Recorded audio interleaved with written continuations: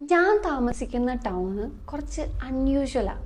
മിക്ക ടൗണിലുള്ള post office രാവിലെ തുറക്കും, റെഗുലറായിട്ട് മെയിൽ ഡെലിവറി ചെയ്യും. പക്ഷെ ഞങ്ങളുടെ അവിടെ അങ്ങനെയല്ല.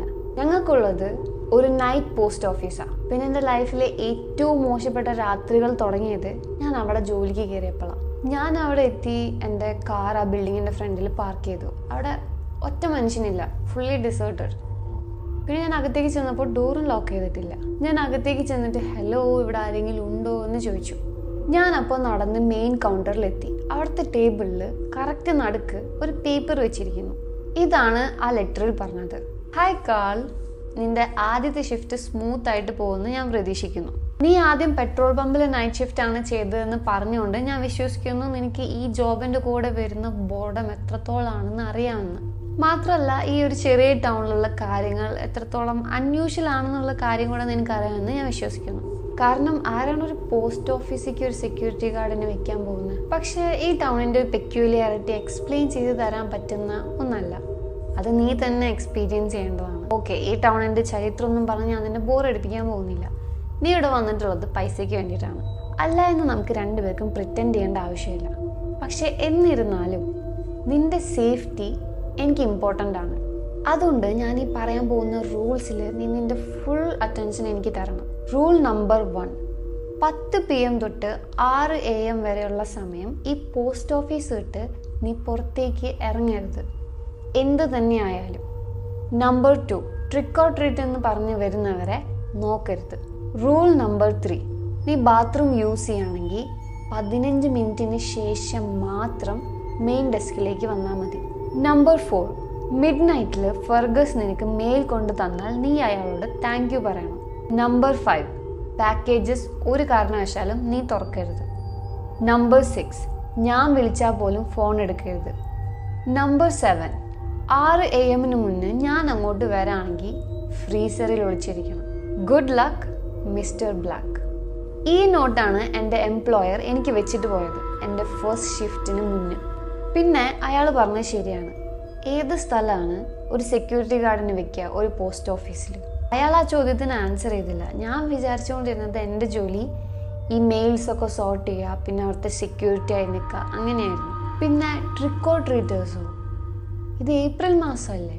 എനിക്കങ്ങനെ കുറച്ച് സംശയങ്ങളൊക്കെ ഉണ്ടായിരുന്നു. പക്ഷേ ആദ്യത്തെ കുറച്ച് മണിക്കൂർ പ്രശ്നങ്ങളൊന്നുമില്ലാതെ കടന്നുപോയി. ജോലി ഭയങ്കര ഡള്ളായിട്ട് എനിക്ക് തോന്നി. അപ്പോൾ ഞാൻ വിചാരിച്ചു ഈ ഫസ്റ്റ് ഷിഫ്റ്റ് കഴിഞ്ഞാൽ പിന്നെ ഇവിടേക്ക് ജോലിക്ക് വരേണ്ടതാണ്. പക്ഷെ ഞാൻ പെട്ടെന്ന് തന്നെ പഠിച്ചു, ഈ ബോർഡം എന്ന് പറയുന്ന സാധനത്തിനെക്കാട്ടും മച്ച് വേഴ്സ് ആയിട്ടുള്ള കാര്യങ്ങളുണ്ടെന്ന്. മിഡ് നൈറ്റിന് ഏതാനും കുറച്ച് നിമിഷങ്ങൾക്ക് മുൻപ് ഫോൺ റിങ് ചെയ്തു. ഒബ്വിയസ്ലി ഞാൻ ആ കോൾ പിക്കപ്പ് ചെയ്തില്ല, കാരണം അത് മിസ്റ്റർ ബ്ലാക്കിൻ്റെ 6th or 7th റൂളായിരുന്നു. പക്ഷെ പിന്നെയാണ് എനിക്ക് മനസ്സിലായത് ആ വിളിച്ചത് മിസ്റ്റർ ബ്ലാക്ക് തന്നെയായിരുന്നു. കാരണം ആ കോൾ എൻഡിന് ശേഷം ആളുടെ വോയിസ് മെയിൽ വന്നു. ആളുടെ ശബ്ദം ഒന്ന് മുഴങ്ങി. ആ ഫോണൊന്ന് എടുക്കുകയാണെങ്കിൽ നമുക്ക് ജോലിനെ കുറിച്ച് സംസാരിക്കാം. എൻ്റെ ബോഡിയിലെ എല്ലാ രോമവും എഴുന്നേറ്റ് നിന്നു. മിസ്റ്റർ ബ്ലാക്ക് എന്തുകൊണ്ട് എന്നോട് പറയണം അയാൾ വിളിച്ചാൽ പോലും ഫോൺ എടുക്കരുത് എന്ന്? അടുത്ത 10 മിനിറ്റത്തേക്ക് ഈ കാര്യം തന്നെയായിരുന്നു എൻ്റെ മനസ്സിൽ. പിന്നെ ഞാൻ മറ്റേ റൂളിൻ്റെ ലിസ്റ്റ് എടുത്തിട്ട് അതൊന്നും കൂടെ വായിച്ചു. അതിൽ പറഞ്ഞിട്ടുള്ളത് ഞാൻ വിളിച്ചാൽ പോലും നീ ഫോൺ എടുക്കരുതെന്ന്. അങ്ങനെയാണ് എക്സാക്റ്റ് ആയിട്ട് പറഞ്ഞിട്ടുള്ളത്. പിന്നെ എന്തുകൊണ്ടാണ് ആൾ വിളിക്കുന്നത്? പിന്നെ ഞാൻ വിചാരിച്ചു അയാൾ ചിലപ്പോൾ എന്നെ ടെസ്റ്റ് ചെയ്യായിരിക്കും, റൂൾസ് എല്ലാം ഫോളോ ചെയ്യാൻ മാത്രം ഞാൻ ഉണ്ടോ എന്നൊക്കെ അറിയാം. അപ്പോൾ പിന്നെയും ഫോൺ അടിച്ചു. ഞാൻ എടുത്തില്ല. അപ്പോൾ പിന്നെയും വോയിസ് മെയിലിലേക്ക് പോയി. കാൾ. മിസ്റ്റർ ബ്ലാക്ക് ഒരു ഗ്രൗളിങ് ശബ്ദത്തിൽ, സൗണ്ടൊക്കെ ഇങ്ങനെ ഡിസ്റ്റോർട്ടഡ് ആയിട്ട് സംസാരിച്ചു. ആളുകളെ ഇഗ്നോർ ചെയ്യുന്നത് റൂഡാണ്. റൂഡായിട്ടുള്ള ആൾക്കാർക്ക് അവർ അർഹിക്കുന്ന ശിക്ഷ കിട്ടും. അപ്പോൾ ഒരു വലിയ ശബ്ദം കേട്ട് ഞാൻ എൻ്റെ സീറ്റിൽ നിന്ന് ഞെട്ടിച്ചാടി എണീറ്റു. പോസ്റ്റ് ഓഫീസിൻ്റെ മുന്നിലത്തെ ഗ്ലാസ്സിൽ കൂടെ ഒരു കറുത്ത രൂപം പാസ് ചെയ്യുന്നത് ഞാൻ കണ്ടു. എന്നിട്ട് പുറകുവശത്തെ ഡോറിൽ ഒരു മുട്ടൽ കേട്ടു. എൻ്റെ ഹൃദയം ഒരു പമ്പരം പോലെ കറങ്ങുന്ന പോലെ എനിക്ക് ഫീൽ ചെയ്തു. ഒരു എംപ്ലോയറും അവരുടെ എംപ്ലോയിനെ പേടിപ്പിക്കാൻ നോക്കില്ലല്ലോ അല്ലേ? ഞാൻ പോയി ആ ഡോറിൻ്റെ ലാച്ച് ഓപ്പൺ ചെയ്തു. ഓപ്പൺ ചെയ്ത് കഴിഞ്ഞപ്പോൾ അവിടെ നിന്നത് നല്ല ഉയരത്തിലുള്ളൊരു മനുഷ്യൻ. ആൾ ഒരു ജാക്കറ്റ് ഇട്ടിട്ടുണ്ടായിരുന്നു, അതിന് ഒരു ഹുഡും ഉണ്ടായിരുന്നു. ഫെർഗസ് ഒന്നും പറഞ്ഞില്ല. അയാൾ ആളുടെ 2 കൈ ഇങ്ങനെ നീട്ടിപ്പിടിച്ചു. ആ കയ്യിൽ കാർഡ്ബോർഡ് ബോക്സ് ആയിരുന്നു. ഞാൻ എൻ്റെ കൈ ഇങ്ങനെ വിറച്ചുകൊണ്ട് തന്നെ ആ ബോക്സ് വാങ്ങി. ആളെ മറ്റേ ഹുഡ് ഇട്ടിട്ടുണ്ടായിരുന്ന കാരണം ആളുടെ മുഖം ഡാർക്കായിരുന്നു, ഒന്നും കാണാൻ പറ്റുന്നുണ്ടായിരുന്നില്ല. ഒരു നിമിഷത്തേക്ക് എനിക്ക് തോന്നി ആളുടെ കണ്ണിൻ്റെ വൈറ്റ് കാണേണ്ട സ്ഥലത്ത് ഫുൾ പിച്ച് ഡാർക്കാണെന്ന്. പക്ഷേ ഞാൻ എന്നെ തന്നെ കൺവിൻസ് ചെയ്തു രാത്രിയായ കാരണം എനിക്ക് തോന്നിയതായിരിക്കും ഈ നൈറ്റിൻ്റെ ഒരു ട്രിക്കായിരിക്കും എന്നൊക്കെ. ഞാൻ പതുക്കെ അയാളുടെ അടുത്തുനിന്ന് ബാക്കിലോട്ട് വലിഞ്ഞു. അപ്പോഴാണ് എനിക്കൊരു കാര്യം ഓർമ്മ വന്നത്. ഞാൻ ഓൾമോസ്റ്റ് 4ാമത്തെ റൂള് മറന്നുപോയേനെ. ഓൾവേസ് താങ്ക് ഫെർഗസ് മെയിൽ തരുമ്പോൾ അയാളോട് എപ്പോഴും താങ്ക് യു പറയണം. ഞാൻ എൻ്റെ തൊണ്ട ക്ലിയർ ആക്കിയിട്ട് പറഞ്ഞു താങ്ക് യു ഫെർഗസ്. തിരിച്ച് ഫെർഗസ് ഒന്നും പറഞ്ഞില്ല. ആള് ഗ്രാറ്റിറ്റ്യൂഡ് കാണിച്ചതിൻ്റെ ആ ഒരു സന്തോഷത്തിൽ അവിടെ നിന്ന് പോയി. ഇപ്പോഴും ഞാൻ ആലോചിക്കാറുണ്ട്, ഞാൻ ഫെർഗസിൻ്റെ അടുത്ത് താങ്ക് യു പറഞ്ഞില്ലായിരുന്നെങ്കിൽ എന്ത് സംഭവിച്ചേനെന്ന്. കുറച്ച് മണിക്കൂർ അങ്ങനെ കടന്നുപോയി. അപ്പോൾ ഞാൻ വിചാരിച്ചു കുറച്ച് ടൈം പാസ് ചെയ്യാൻ വേണ്ടിയിട്ട് ഈ പോസ്റ്റ് ഓഫീസ് ഒന്ന് ചുറ്റിക്കാണാമെന്ന്. സത്യം പറഞ്ഞാൽ ഇതൊരു വലിയ ബിൽഡിംഗ് ആണ്. ഒരു നിലയേ ഉള്ളൂ, പക്ഷേ ഒരുപാട് റൂംസ് ആയിട്ടുള്ളൊരു നീളമുള്ളൊരു വലിയ ബിൽഡിംഗ്. ചിലപ്പോൾ അതിലേതെങ്കിലും ഒരു റൂം എനിക്കുള്ള ക്വസ്റ്റ്യൻസ് ഒക്കെ മാറ്റി തന്നേക്കാമെന്ന് ഞാൻ വിചാരിച്ചു. ആൻഡ് ആ റൂമുകൾ എൻ്റെ കുറച്ച് കൺഫ്യൂഷൻസ് ഒക്കെ മാറ്റി തന്നു. ഞാൻ ആദ്യം മെയിലൊക്കെ സോർട്ട് ചെയ്യുന്ന റൂമിലേക്ക് കയറിപ്പോയി. ഡോർ ഓപ്പൺ ചെയ്ത് വെച്ചിട്ടുണ്ട്. അതാകുമ്പോൾ എനിക്ക് എൻ്റെ മെയിൻ ഡെസ്ക് കാണാൻ പറ്റും. ആ റൂം ഭയങ്കര അലങ്കോലായി കിടക്കുമായിരുന്നു. മോർണിംഗിൽ ആരായിരുന്നു ഷിഫ്റ്റ് ചെയ്യുന്നുണ്ടായിരുന്നത്, ആൾ ചെയ്തിട്ടുള്ള പരിപാടിയായിരിക്കണം അത്. ഡെസ്കിൽ നിരത്തി വെച്ചിട്ടുള്ള ഫയൽസും ഫോൾഡേഴ്സൊക്കെ ഞാൻ പരിശോധിച്ചു. അവിടെ ഒരുപാട് ഡോക്യുമെൻറ്റ്സ് അടുക്കായിട്ട് വെച്ചിട്ടുണ്ടായിരുന്നു. ഞാൻ അത് എടുത്ത് നോക്കിയപ്പോൾ അതിലിങ്ങനെ കോറിയിട്ട പോലെ ഒരു ലൈൻ പോലെ, പക്ഷെ ഇങ്ങനെ കോറിയിട്ട പോലെ ഇങ്ങനെ എഴുതി വെച്ചേക്കായിരുന്നു. അതെല്ലാം ഫേക്ക് ഡോക്യുമെൻറ്റ്സ് ആയിരുന്നു. ലൈക്ക് ആരെയോ ഇവർ മണ്ടനാക്കാൻ ശ്രമിക്കുന്നത് പോലെ, ആരെയോ പറ്റിക്കാൻ നോക്കുന്ന പോലെ. അവിടെ റിയൽ ആയിട്ടുള്ള ഒരേ ഒരു ഇൻഫോർമേഷൻ മാത്രമേ ഉണ്ടായിരുന്നുള്ളൂ. ആ അടുക്കി വെച്ചിരിക്കുന്ന പൈലിൻ്റെ മേലെ ഒരു നോട്ട്ബുക്ക്. ആ നോട്ട്ബുക്കിൻ്റെ ഓണർ ജോൺ ഗ്ലാസ് എന്ന് പേരുള്ള ഒരാളാണ്. ഞാൻ ആഗ്രഹിച്ച ഒരു കാര്യം തന്നെ, ഇതിനു മുന്നേ നൈറ്റ് ഷിഫ്റ്റ് ചെയ്തിട്ടുള്ള ഒരാളുടെ കയ്യിൽ നിന്നുള്ളൊരു ഇൻഫോർമേഷൻ. ഞാൻ ആരുടെയെങ്കിലും വേക്കൻസി ഫില്ല് ചെയ്യാൻ വേണ്ടി നിൽക്കുന്നതായിരിക്കും. ആൻഡ് താങ്ക്ഫുള്ളി മുന്നുണ്ടായിരുന്ന ഒരു നൈറ്റ് ഷിഫ്റ്റ് വർക്കർ എനിക്ക് വേണ്ടി വെച്ചതാണ് ആ നോട്ട്ബുക്ക്. അതിനകത്തുണ്ടായിരുന്നത് കുറച്ചും കൂടെ വ്യക്തമായിട്ടുള്ള റൂൾസാണ്. അതിൽ പറഞ്ഞിട്ടുണ്ടായിരുന്നത് ഇങ്ങനെയായിരുന്നു: ഹായ് ന്യൂ ഹയർ, നീ ഇത് വായിക്കുകയാണെങ്കിൽ ഐ അപ്പോളജൈസ്. നീ ഇപ്പോൾ ഉള്ളത് ഒരു നരകത്തിലാണ്. നിനക്കെന്നെ അറിയാൻ വഴിയില്ല. ഇപ്പോൾ അവരെന്നെ റീപ്ലേസ് ചെയ്തിട്ടുണ്ടെങ്കിൽ അതിനർത്ഥം എൻ്റെ കാര്യത്തിൽ ഒരു തീരുമാനമായിട്ടുണ്ടാവണം. സോറി, ഞാൻ പറയുന്നതിനെക്കുറിച്ച് നിനക്ക് ചിലപ്പോൾ ഒരു ക്ലൂ പോലും ഉണ്ടാവില്ലായിരിക്കും. അല്ലെങ്കിൽ ചിലപ്പോൾ നിനക്കൊരു ഐഡിയ ഉണ്ടാവും. നീ ചിലപ്പോൾ കണ്ടിട്ടുണ്ടാവും ഇവിടെ നടക്കുന്ന ഹൊറേഴ്സ്. പക്ഷെ എന്തായാലും നമുക്ക് മിസ്റ്റർ ബ്ലാക്കിൻ്റെ റൂൾസിനെ കുറിച്ച് കുറച്ച് വിശദീകരിച്ച് സംസാരിക്കാം. ആദ്യത്തെ റൂള്, 10 PM തൊട്ട് 6 AM ഇടയ്ക്ക് നീ പുറത്തേക്ക് ഇറങ്ങാൻ പാടില്ല. ഇറങ്ങിയാൽ നീ മരിക്കും. ഓക്കെ? ഈ ടൗൺ രാത്രി സേഫ് അല്ല. ഞാൻ എല്ലാം പറഞ്ഞു തരാം. അതിന് മുന്നേ നീ ഒരു കാര്യം മനസ്സിലാക്കണം. ഈ റൂൾസൊക്കെ ഫോളോ ചെയ്യുക എന്ന് പറയുന്നത് നമ്മുടെ ജോലി പോവാതിരിക്കുക മാത്രമല്ല, നമ്മുടെ ജോലി പോകുന്നതിലുപരി നമ്മുടെ ജീവൻ പോകുന്ന കാര്യമാണിത്. നമ്പർ 2, ട്രിക്ക് ഓർ ട്രീറ്റിന് വരുന്ന കുട്ടികളെ നോക്കരുത്. നീ നോക്കിയാലും അവർ നിന്നെ കാണരുത്. ഒരു 3 കുട്ടികൾ വരും, മാസ്ക് ധരിച്ച് ഹുഡീസൊക്കെ ഇട്ടിട്ടുള്ള ഒരു 3 കുട്ടികൾ വരും എല്ലാ ദിവസവും രാത്രിയും. നീ അവരെ കണ്ടിട്ടില്ലെങ്കിൽ ഐ എം റിയലി സോറി, അവർ ഉറപ്പായിട്ടും വരും. And there is no escaping them. അവരവരുടെ മാസ്ക് കഴിക്കല്ലേ എന്ന് നീ പ്രാർത്ഥിക്കണം. ഇനി അങ്ങനെ അവരവരുടെ മാസ്ക് കഴിച്ചാൽ നീ അവരുടെ കണ്ണുകളിലേക്ക് നോക്കരുത്. ഇനി നീ ഐ കോണ്ടാക്റ്റ് വെച്ചാൽ അവർ കൺവിൻസ് ചെയ്യും നിന്നെ അവരകത്തേക്ക് കയറ്റാൻ വേണ്ടി. അതിനുശേഷം അവർ പിന്നെ പോവില്ല. അവരുടെ ട്രീറ്റ്സ് അവർക്ക് കിട്ടുന്നത് വരെ. നമ്പർ 3, ബാത്റൂമിലേക്ക് പോകുമ്പോൾ 15 മിനിറ്റ് വെയിറ്റ് ചെയ്യണം. വെയിറ്റ് ചെയ്തില്ലെങ്കിൽ ആ സമയത്ത് ആ പാഴ്സലിലുള്ള സാധനങ്ങൾ പുറത്തേക്ക് ഇറങ്ങും. ഒരു 15 മിനിറ്റ് വെയിറ്റ് ചെയ്ത് കഴിഞ്ഞാൽ അവർ തിരിച്ച് ആ ബോക്സിനുള്ളിലേക്ക് കയറിപ്പോക്കോളും. അവരെപ്പോഴും കയറിപ്പോവും. എന്നിട്ട് മാത്രമേ നീ മെയിൻ ഡെസ്കിലേക്ക് വരാവൂ. ഓക്കെ? ഇതിൽ റൂൾ നമ്പർ 5 കൂടെ ആയി. റൂൾ നമ്പർ 4, ഫെർഗസ് മെയിൽ കൊണ്ടുവരുമ്പോൾ എപ്പോഴും അവനോട് താങ്ക് യു പറയണം. അതെ, ഫെർഗസ് അവനാണ് ആ പാക്കേജ് കൊണ്ടുവരുന്നത്. നമ്മൾ റിസീവ് ചെയ്യുന്ന ഒരേ ഒരു ഐറ്റം. അതാണ് അവനെ ചേഞ്ച് ചെയ്തത്. അതാണ് നമ്മളെല്ലാവരെയും ചേഞ്ച് ചെയ്തത്.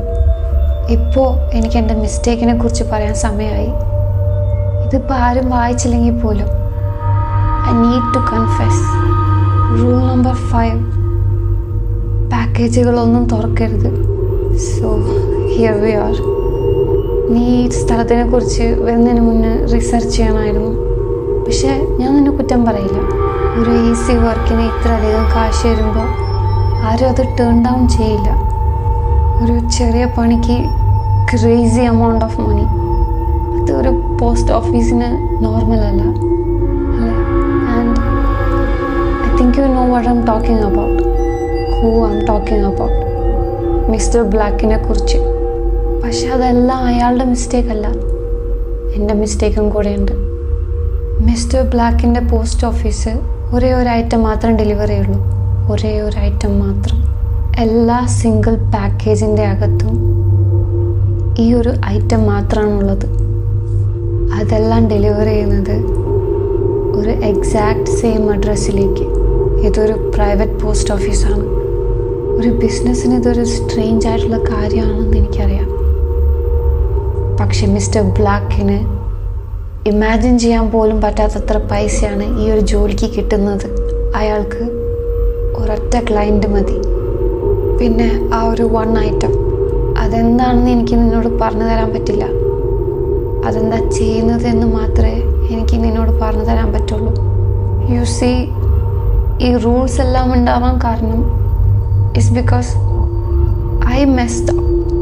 ഞാൻ തെറ്റ് ചെയ്തുകൊണ്ട് കുറച്ച് മാസങ്ങൾക്ക് മുൻപ് ക്യൂരിയോസിറ്റി കാരണം ഞാനൊരു പാക്കേജ് ഓപ്പൺ ചെയ്തു. ഞാനതിൻ്റെ ഉള്ളിൽ കണ്ടത് ഞാനത് ഡിസ്ക്രൈബ് ചെയ്യില്ല. നീയും അതിക്ക് നോക്കരുത്. Okay, don't ever open that parcel. Okay, ആ സാധനമാണ് ഈ ടൗണിനെ ചേഞ്ച് ചെയ്തത് എന്ന് നീ മനസ്സിലാക്കണം. ഇറ്റ് ഷോഡ് മീ തിങ്സ്, അത്ഭുതപ്പെടുത്തിയ കുറച്ച് കാര്യങ്ങൾ. എന്നിട്ട് ഞാനതെടുത്ത് ആളുകൾക്ക് വിൽക്കാൻ തുടങ്ങി. എന്നിട്ട് ഓരോ പാഴ്സലിൽ നിന്നും എനിക്കുള്ള പങ്ക് ഞാൻ എടുത്തു. ഞാൻ ചെയ്തത് ഈവിളായിട്ടുള്ളൊരു കാര്യമാണെന്ന് എനിക്കറിയാം. അതെൻ്റെ മനസ്സിനെ ദുഷിപ്പിച്ചു. ഞാൻ അതൊരൊറ്റ വട്ടം മാത്രമേ യൂസ് ചെയ്തിട്ടുള്ളൂ. പക്ഷെ അത് ഉപയോഗിച്ചതിന് ശേഷം ഞാൻ പഴയതുപോലെ ആയിരുന്നില്ല. ബാക്കിയുള്ള ടൗണുകാരെയും ഞാൻ ഈ സാധനത്തിന് അടിമകളാക്കി. ഇതിനെക്കുറിച്ച് പറയാൻ എനിക്ക് താല്പര്യമില്ല. നിങ്ങളത് തൊടാതിരുന്നാൽ നിങ്ങൾക്ക് പേടിക്കേണ്ടി വരില്ല. പോയിൻ്റ് എന്താണെന്ന് വെച്ചാൽ ഞാൻ അവരെ എല്ലാം അടിമകളാക്കി. അതുകൊണ്ട് അവരാരിപ്പോൾ മനുഷ്യന്മാരല്ല. ഇപ്പോൾ എല്ലാ രാത്രിയും അവരൊരു കൂട്ടമായിട്ട് ഈ പോസ്റ്റ് ഓഫീസിൻ്റെ അടുത്തേക്ക് വരും. ആ പാക്കേജിൻ്റെ ഉള്ളിലെ സാധനം ഒന്ന് ടേസ്റ്റ് ചെയ്യാൻ ആഗ്രഹിച്ചുകൊണ്ട്. അതുകൊണ്ടാണ് ഫെർഗസും ചേഞ്ച് ആയിട്ടുള്ളത്. പക്ഷേ അവൻ അത്രയും വേഴ്സ് ആയിട്ടുള്ള ഒരാളല്ല. അങ്ങനെയാണെങ്കിൽ അവൻ എന്നേ എൻ്റെ കഴുത്ത് മുറിച്ചിട്ട് ആ പാഴ്സലെല്ലാം കൊണ്ടുപോയനെ. അപ്പോൾ ഇനി നിൻ്റെ ജോബ് ഡിസ്ക്രിപ്ഷൻ എന്താ? ഈ പോസ്റ്റ് ഓഫീസിൽ നീ ചെയ്യേണ്ട കാര്യം എന്താ? ഫെർഗസിൻ്റെ പാഴ്സൽ വാങ്ങി സോർട്ടിംഗ് റൂമിലേക്ക് വെക്കുന്നതല്ലാതെ നിൻ്റെ ജോലി എന്താ? നീ ഈ സ്ഥലം ഗാർഡ് ചെയ്യണം. ഈ ടൗണിലെ ആളുകളിൽ നിന്ന് ആ പാഴ്സൽസ് നീ ഗാർഡ് ചെയ്യണം. ഇതാണ് മിസ്റ്റർ ബ്ലാക്കിൻ്റെ ഹൊറിബിളായിട്ടുള്ള സീക്രട്ട്. ഈ അൺനോൺ ആയിട്ടുള്ള ബയറിന് അയാൾ കൊടുക്കുന്ന പാക്കേജസ് അത് നരകത്തിൽ നിന്ന് തന്നെ വന്ന പാഴ്സലാണെന്നേ ഞാൻ പറയൂ. അയാളോട് വിശ്വാസവഞ്ചന ചെയ്തിട്ടും അയാൾ പിന്നെയും എന്നെ ഇവിടെ തന്നെ നിയമിച്ചുകൊണ്ടിരുന്നത് എന്തിനാണെന്ന് എനിക്കറിയില്ല. ചിലപ്പോൾ ഈ സീക്രട്ടൊന്നും പുറത്തു പോകാതിരിക്കാനായിരിക്കും. അല്ലെങ്കിൽ അയാൾക്ക് എന്നെ വെച്ച് വേറെ വല്ല ഉദ്ദേശം ഉണ്ടായിരിക്കും. പിന്നെ എനിക്ക് ഈ ജോലി ഇടാനും പറ്റില്ല. ചിലപ്പോൾ ഞാൻ ഈ ടൗണിലുള്ള മറ്റാൾക്കാരെ പോലെ തന്നെയായിരിക്കും. ആ പാക്കേജിലുള്ള സാധനങ്ങളോട് ഞാനിപ്പോഴും അട്രാക്റ്റഡ് ആണ്. I don't want to leave. Number 6, ഞാൻ വിളിച്ചാൽ പോലും ഫോൺ എടുക്കരുത്. അതാണ് നമ്മുടെ അടുത്ത പോയിന്റ്. നമ്മുടെ ബോസായ മിസ്റ്റർ ബ്ലാക്കിൻ്റെ നിന്ന് വരുന്ന ഫോൺ കോൾസ് എല്ലാം ഓക്കെയാണ്, കുഴപ്പമൊന്നുമില്ല. പക്ഷേ മിസ്റ്റർ ബ്ലാക്ക് ആണെന്ന് പ്രിറ്റൻഡ് ചെയ്യുന്ന ആ സാധനം, നോ, നോട്ട് അറ്റ് ഓൾ. അത് സേഫ് അല്ല. അയാൾ മരണത്തേക്കാൾ വേഴ്സായിട്ടുള്ളൊരു വിധിയാണ് നമുക്ക് തരിക. എനിക്കും അത് ഫുള്ളി മനസ്സിലായിട്ടില്ല. പക്ഷേ ഒരിക്കലും ആ ഫോൺ നമ്മൾ ആൻസർ ചെയ്യാൻ പാടില്ല. ഞാൻ ഈ ഒരു വിപത്ത് ഈ ടൗണിൽ പരത്തിയതിന് ശേഷമാണ് ഇതുണ്ടാവാൻ തുടങ്ങിയത്. മിസ്റ്റർ ബ്ലാക്ക് പറയുന്നത് അയാളായിട്ട് പ്രിറ്റൻഡ് ചെയ്യുന്ന ആളാരാണെന്ന് മിസ്റ്റർ ബ്ലാക്കിന് അറിയില്ല എന്ന്. പക്ഷെ എനിക്ക് തോന്നുന്നത് മിസ്റ്റർ ബ്ലാക്ക് കള്ളം പറയാമെന്ന്. എനിക്ക് കൂടുതൽ ഇൻഫോർമേഷൻസ് തരണമെന്ന് എനിക്കുണ്ട്. പക്ഷേ എൻ്റെ കയ്യിൽ എല്ലാ ആൻസേഴ്സും ഇല്ല. സോറി. നമ്പർ 7, ഞാൻ 6 AM മുന്നേ വരികയാണെങ്കിൽ hide in the freezer. Mister black ആ സമയത്ത് അങ്ങോട്ട് വരികയാണെങ്കിൽ ഫ്രീസറിൽ കയറിയിരിക്കുക, ഡോർ അടയ്ക്കുക, ഷിഫ്റ്റ് അവസാനിക്കുന്നത് വരെ അവിടെ തന്നെ ഇരിക്കുക. പാക്കേജിനെ കുറിച്ചെല്ലാം മറന്നേക്ക്. നിൻ്റെ ലൈഫാണ് important.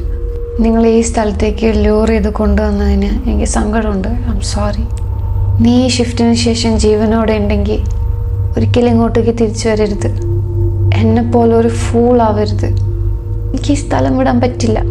It has changed me. ഈ നോട്ട് ബുക്ക് ആരും വായിക്കാൻ ഇടവരരുത് എന്നാണ് എൻ്റെ പ്രാർത്ഥന.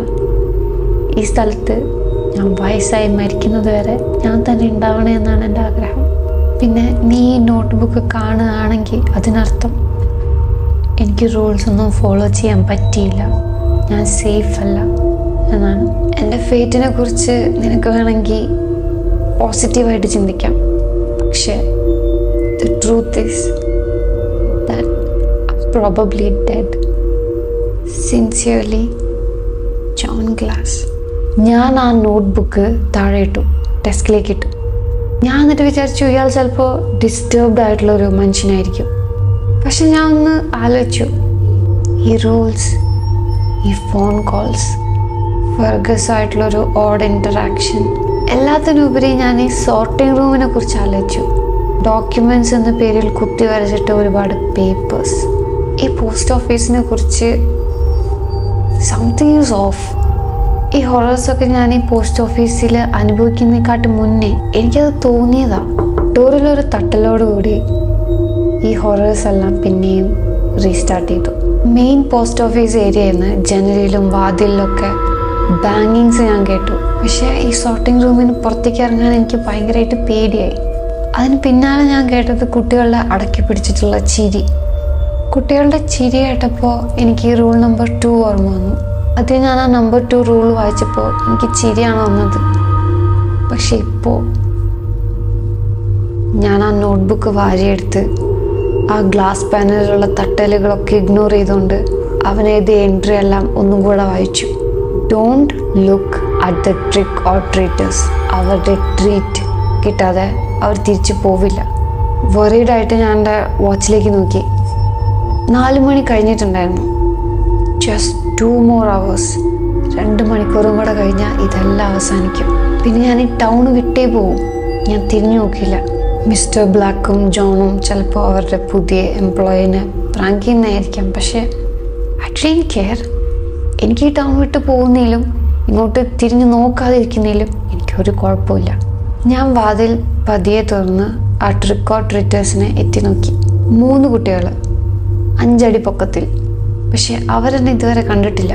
റൂൾസിൽ ഞാൻ അവരെ നോക്കരുതെന്ന് പറഞ്ഞിട്ടുണ്ടെങ്കിലും ജോൺ പറഞ്ഞായിരുന്നു അവർ നിന്നെ കണ്ടില്ലെങ്കിൽ കുഴപ്പമില്ല എന്ന്. പക്ഷെ എനിക്ക് നോക്കണമായിരുന്നു അവരകത്തേക്ക് കയറുമോ ഇല്ലയോ എന്നറിയാൻ. ട്രിക്ക് ഓർ ട്രീറ്റ്, ഒരു കുട്ടി പറഞ്ഞു. ആ കുട്ടി ഒരു പംകിൻ മാസ്ക് ആയിരുന്നു വെച്ചിട്ടുണ്ടായിരുന്നത്. ബാക്കി 2 കുട്ടികളും ഡ്രാക്കുളയുടെ മാസ്ക്. കറുത്ത നീണ്ട ഒരു ക്ലോക്കും അവരിട്ടിട്ടുണ്ടായിരുന്നു. എനിക്ക് അവരുടെ മുഖം കാണാൻ പറ്റാത്തതിൽ ഞാൻ സമാധാനിച്ചു. അവരവരുടെ മാസ്ക് കഴിച്ചാൽ മാത്രമേ ഞാൻ വറി ചെയ്യണ്ടൂ. പക്ഷെ ഞാനൊരു ഡെസ്കിൽ ചെന്നിടിച്ചു. ഇടിച്ചപ്പോൾ ആ ഡെസ്കിലുണ്ടായിരുന്ന ഫോൾഡേഴ്സ് മുഴുവൻ താഴേക്ക് ചെതറി വീണു. ആ 3 കുട്ടികളുടെയും തല പെട്ടെന്ന് തന്നെ എൻ്റെ സൈഡിലേക്ക് നോക്കി. മാസ്കിൻ്റെ വിടവിലൂടെ അവരെന്നെ തന്നെ നോക്കി. എനിക്ക് അനങ്ങാൻ കഴിഞ്ഞില്ല. ആ 3 കുട്ടികളും അവരുടെ കൈ പതുക്കെ ഉയർത്തി അവരുടെ മാസ്ക് കഴിക്കാൻ പോയി. എനിക്ക് അനങ്ങാൻ പറ്റിയില്ല. എനിക്ക് സംസാരിക്കാൻ പറ്റിയില്ല. സൈഡ് വാക്കിലുള്ള ഒരു ലാമ്പിൻ്റെ ഡിമ്മായിട്ടുള്ള വെളിച്ചത്തിൽ ആ 3 കുട്ടികളുടെ മുഖം എനിക്ക് കാണാൻ പറ്റി. ടെറിഫയിങ് ആയിട്ടുള്ള ചിരി. ആ ചിരി അവരുടെ ചെവി വരെ നീണ്ടു നിന്നു. അവരുടെ കണ്ണുകൾ, ഓഫുള്ളായിട്ടുള്ള കണ്ണുകൾ. ഫൈനലി എനിക്ക് റിയലൈസായി, ഞാൻ ഫെർഗസിൻ്റെ കണ്ട കണ്ണ് എനിക്ക് തോന്നിയതല്ല. ആ ടൗണിലുള്ള എല്ലാവർക്കും കംപ്ലീറ്റ്ലി ബ്ലാക്ക് ആയിട്ടുള്ള കണ്ണാണ്. I would love to come inside, Mr. Postman. Just open the door. എൻ്റെ ബോഡിയെ ഞാൻ നീക്കുന്നുണ്ടായിരുന്നില്ല. അത് തനിയെ ഒരു പപ്പറ്റിനെ പോലെ ഞാൻ നടന്ന് ആ ഡോറിൻ്റെ അടുത്തേക്ക് പോയി അത് തുറക്കാൻ വേണ്ടി. എൻ്റെ ചുണ്ടുകൾ അനങ്ങുന്നുണ്ടായിരുന്നില്ല. എനിക്ക് സ്ക്രീം ചെയ്യണമെന്നുണ്ടായിരുന്നു.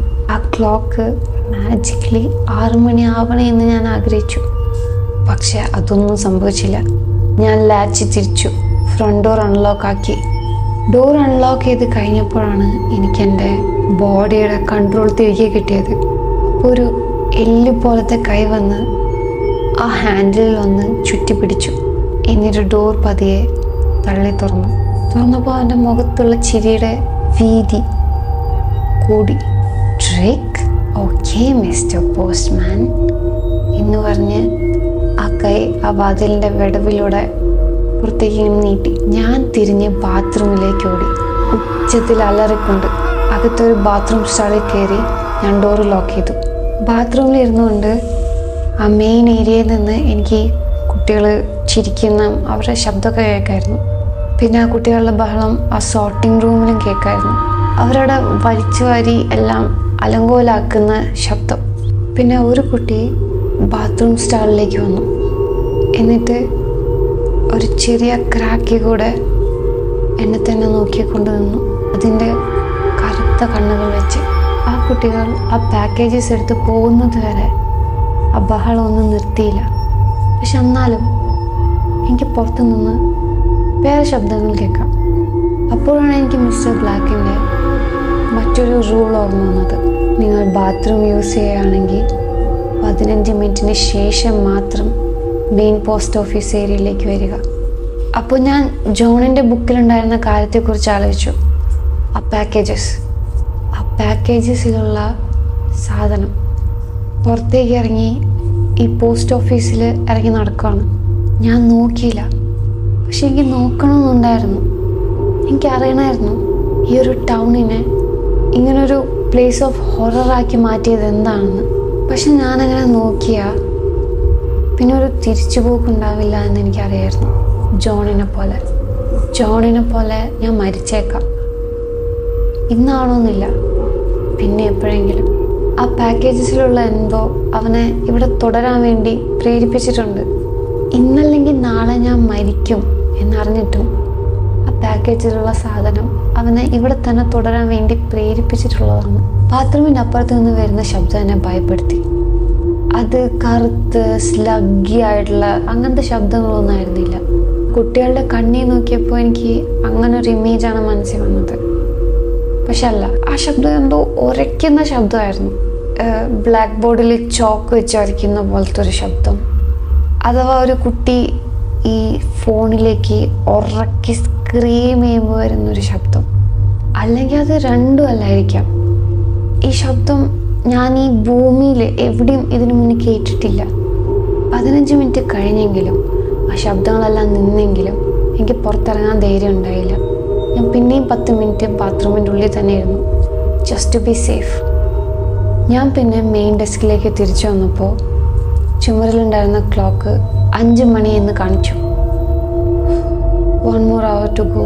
ആ രാത്രി ഇങ്ങനെ അവസാനിച്ചിട്ടുണ്ടാവുക എന്ന് നിങ്ങൾക്ക് അറിയായിരിക്കുമല്ലേ? എനിക്കും അറിയായിരുന്നു. 6 റൂൾസിൻ്റെ ഇമ്പോർട്ടൻസ് ഞാൻ മനസ്സിലാക്കി.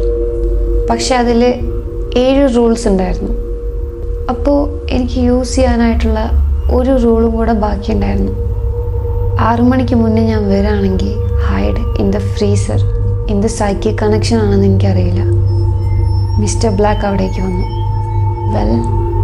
മിസ്റ്റർ ബ്ലാക്ക് ആണെന്ന് പ്രിറ്റൻഡ് ചെയ്യുന്ന ആ സാധനം അവിടേക്ക് വന്നു.